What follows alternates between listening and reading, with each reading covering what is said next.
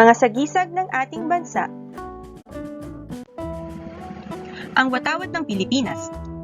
Ito ang pangunahing simbolo ng ating bansa. Sinisimbolo nito ang kasarinlan at kapangyarihan ng pamahalaan ng Pilipinas. Ano-ano ang mga iba pang simbolo ng ating watawat? Ang kulay bughaw, pula at puti ay sumisimbolo sa kapayapaan. Ang bughaw, ang kagitingan ay para sa kulay pula at puti naman para sa kalinisan ng puri at dangal.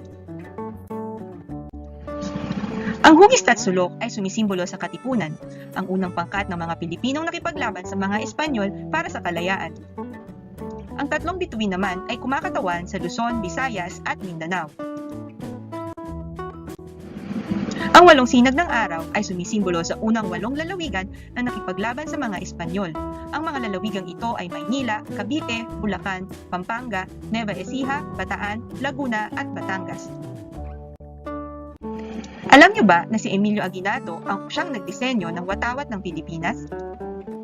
Tinahi sa Hong Kong ni Marcela Agoncillo, Lorenza Agoncillo at Delfina Herbosa Natividad ang watawat ng Pilipinas. Iniladlad naman sa unang pagkakataon ang watawat ng Pilipinas sa Kawit, Cavite nang ideklara ang kalayaan ng Pilipinas noong Hunyo 12, 1878. Wastong pangangalaga sa watawat ng Pilipinas.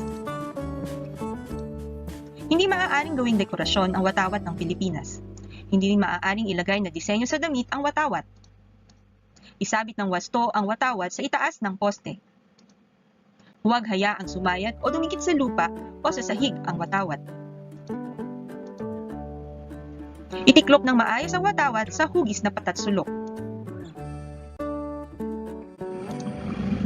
Sunugin ang watawat na sira o pasira pa lamang at palitan na agad. Hindi dapat itaas ang watawat sa flag ceremony kapag masama ang panahon. Kapag nagluluksa ang bayan, kailangang itaas ang bandila ng half-mast o kalahati lamang ng flagpole ang taas.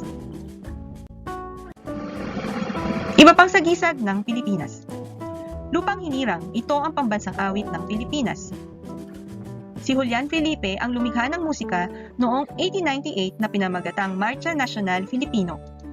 Si Jose Palma naman ang lumikha ng liriko mula sa tulang Pilipinas. Makadiyos, makatao, makakalikasan at makabansa. Ito ang pambansang kasabihan o national motto ng ating bansa.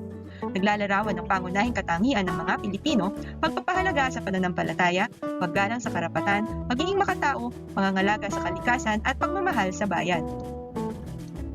Ang wikang Filipino ang pambansang wika ng Pilipinas. Itinakda sa Saligang Batas noong 1987 na ang Filipino ang pambansang wika at opisyal na wika ng Pilipinas. Mga sagisag ng bansa, isa-isahin pa natin.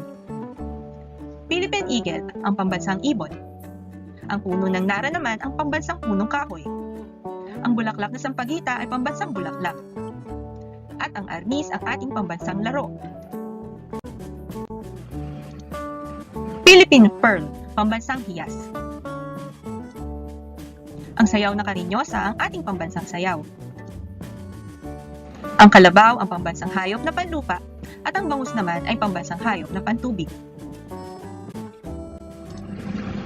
Ang dahon ng anahaw ang ating pambansang dahon, samantalang ang prutas na mangga ang ating pambansang prutas. Si Dr. Jose Rizal ang ating pambansang bayani at ang nipa ang ating pambansang bahay.